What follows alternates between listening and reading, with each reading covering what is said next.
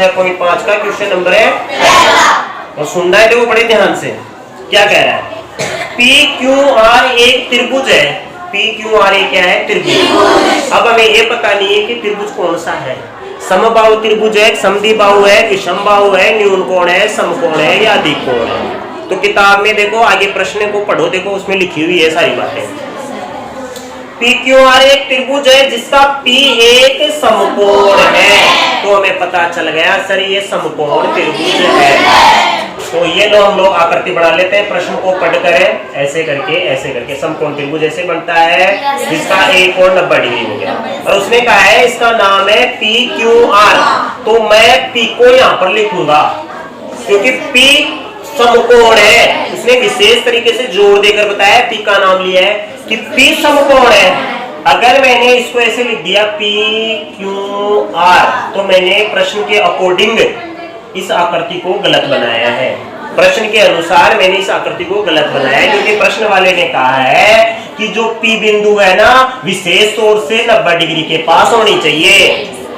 तो इसीलिए मैंने P को यहाँ पर बिठाऊंगा। अब बाकी के QR आप चाहे कहीं पर भी लिखो, PQR लिखो, PQR लिखो या फिर PQR लिखो, आपको जैसा पसंद है वैसा लिखो, लेकिन P तो 90 डिग्री की जगह होना चाहिए क्योंकि किताब में कहा है, चाहे देख लो आप लोग। PQR एक त्रिभुज है जिसका P एक समकोण है। अब आगे क्या कह रहा है? यदि PQ 10 सेंटीमीटर है, यदि PQ 10 सेंटीमीटर है तथा PR 24 सेंटीमीटर है, तब QR ज्ञात है। आपको QR ज्ञात करनी है। तो समकोण त्रिभुज के अंदर भुजाओं का मैटर है ये। Yes sir. समकोण त्रिभुज के अंदर भुजाओं का मैटर है। समकोण त्रिभुज के अंदर कोणों के साथ साथ भुजाओं का भी नामकरण किया था हमने। Yes sir. किया था कि नहीं किया था? हमने कहा था सर 90 डिग्री के जस्ट सामने वाली भुजाओं को कर्ण कहते हैं, इसे लंब कहते हैं और नीचे वाले को कहते हैं। ये बात हमने पढ़ी थी कि नहीं पढ़ी थी? Yes sir. तो यहाँ पर भुजाओं का ही मैटर चल रहा है, कोणों का मैटर नहीं चल रहा है क्योंकि उसने कुछ नहीं कहा है। PQ 10 सेंटीमीटर अर्थात लंब 10 सेंटीमीटर, PR 24 सेंटीमीटर अर्थात आधार है 24 सेंटीमीटर। उसने पूछा है कि QR पूछा है यानी कर्ण पूछा है। तो हमारे पास इन तीनों का सूत्र है, कर्ण का, लंब का, आधार का। इन तीनों का सूत्र है जिसे हम लोग बोधायन प्रमेय या पाइथागोरस प्रमेय कहते हैं। ये बात समझ में? तो हम लोग लिखेंगे यहाँ पर सर कि कर्ण का स्क्वायर बराबर लंब का स्क्वायर प्लस आधार का स्क्वायर। कर्ण का नाम सर क्या नाम है? कर्ण का नाम बताओ। QR है, RQ है किताब में। कर्ण का नाम QR है, RQ किताब में। QR कर्ण को QR बोला गया है। QR कर्ण की जगह तो QR स्क्वायर लिख लिया। क्यों? क्योंकि हम बोलते तो QR को कर्ण है, वैसे चित्र के अनुसार इसका नाम QR है। चित्र के अनुसार इसका नाम QR है। बोलते तो कर्ण में 90 डिग्री की सामने वाली भुजा को कर्ण कहते हैं, पता है मैं इसे कर्ण कहते हैं, लेकिन इसका नाम क्या है? चित्र के अनुसार QR है। बराबर लंब का क्या नाम है? PQ। PQ है ना? Yes sir. PQ का स्क्वायर प्लस आधार क्या है? PR। नाम लिखो पहले PR का स्क्वायर, देख लिया। अब QR स्क्वायर तो ऐसे का ऐसे, क्योंकि हमारे पास QR है ही नहीं, वो तो निकालनी है। PQ है हमारे पास, PQ कितनी है? 10। PQ की जगह 10 स्क्वायर ऐसे का ऐसे प्लस PR का स्क्वायर, तो PR कितनी की है? 24, तो 24 का स्क्वायर। समझ गए क्या आप लोग? QR का स्क्वायर ऐसे का ऐसे लिखो बराबर 10 का स्क्वायर। 10 का स्क्वायर मतलब 10 गुणा 10, जिसके ऊपर घात लगी हो ना उसको उतनी बार लिखकर गुणा कर लिया करो। जैसे आप लोगों के पास 10 के ऊपर 2 घात है तो इसका मतलब हो गया 10 गुणा 10। इसका मतलब ये नहीं होगा कि सर 10 को गुणा कर लो 2 से सर 20 आ गया, गलत, ये गलत है। मैं कह दूं तूने ऐसा क्यों किया? 10 गुणा 2 बराबर 20। ये 2 कहां से लाया कि सर देखो ये 2 है ना, यहाँ पर लिखा हुआ ऐसा एक बार एक बच्चे ने मेरे को ऐसे करके दे दिया, सर 10 की घात 2 का मतलब हो गया 10 गुना 2। मैंने कहा बेटा ऐसा क्यों किया, बराबर सर 20 उत्तर आ गए। मैंने कहा कि तूने ऐसा क्यों किया, सर मैंने इसलिए किया, देखो ये 10 है, हाँ वो ठीक है, 10 ये 2 है, हाँ ठीक है, इन दोनों के बीच में कोई निशान नहीं है ना, कोई निशान नहीं है, तो इसलिए मैंने गुणा का निशान लगा दिया। मैंने कहा गलत है ये, ठीक है कि नहीं, ऐसा नहीं होता। घात का मतलब होता है उसको उतनी बार लिखो। जैसे आपके दीपक जी सर है, दीपक जी सर के ऊपर 2 घात है, तो दीपक जी सर कैसे होंगे, दीपक जी सर गुणा दीपक जी सर, गुणा लगेगा क्योंकि घात लगी हुई है ना, घात में गुणा लगती है। समझ गए ना आप लोग? तो 10 के ऊपर 2 घात है तो 10 गुणा 10। जैसे मान लो 10 के ऊपर 4 घात है तो 10 को पता है कैसे लिखेंगे हम लोग, 4 बार लिखेंगे, 10 गुणा 10 गुणा 10 गुणा 10, क्योंकि 4 घात लगी हुई है।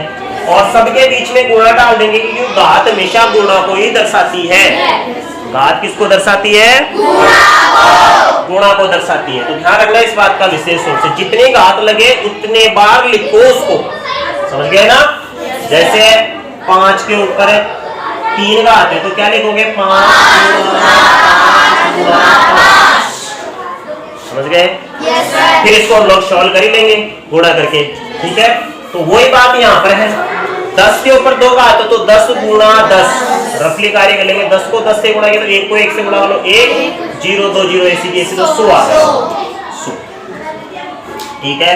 प्लस का प्लस, 24 के ऊपर 2 घात है तो इसका मतलब सर 24 गुणा 24, तो 24 को 24 से गुणा कर लेते हैं हम लोग, तो 4 चौक 16, हासिल लगी 1, 4 दूनी 8 और 1 है 9, ठीक है। 4 दूनी 8 और 2 दूनी 4, 6, इधर 8 ले लो, इधर 8 ले लो, 8 8 16, 16 1 17, हासिल लगी 1 576, ठीक है।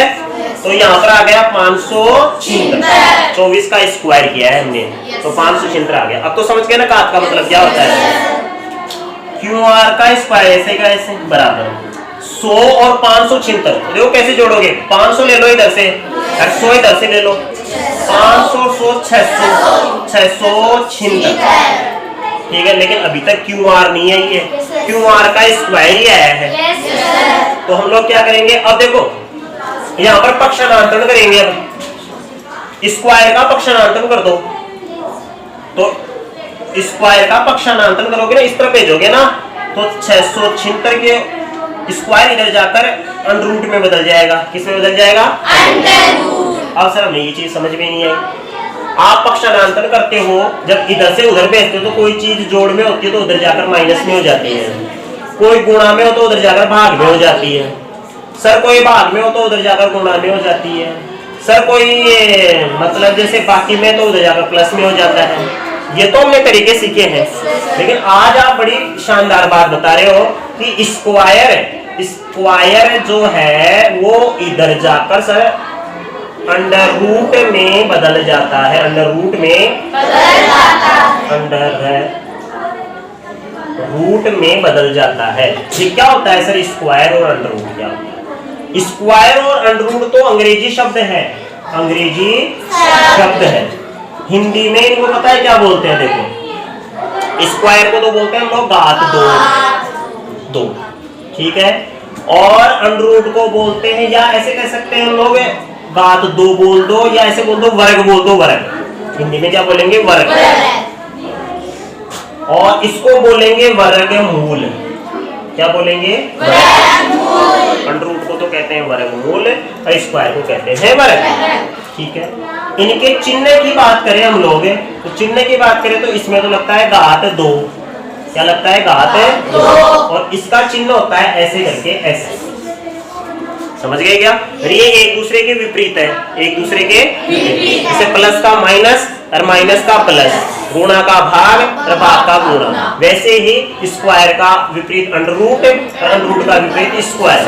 हिंदी में बोले तो वर्ग, वर्गमूल, वर्गमूल, वर्ग। और चिन्ह की बात करें तो घात 2, ये निशान अंडर रूट तो घात 2। समझ गए क्या आप लोग? तो आप लोग इनको उतार लो, सूत्रों की कॉपी में उतार लो इसको।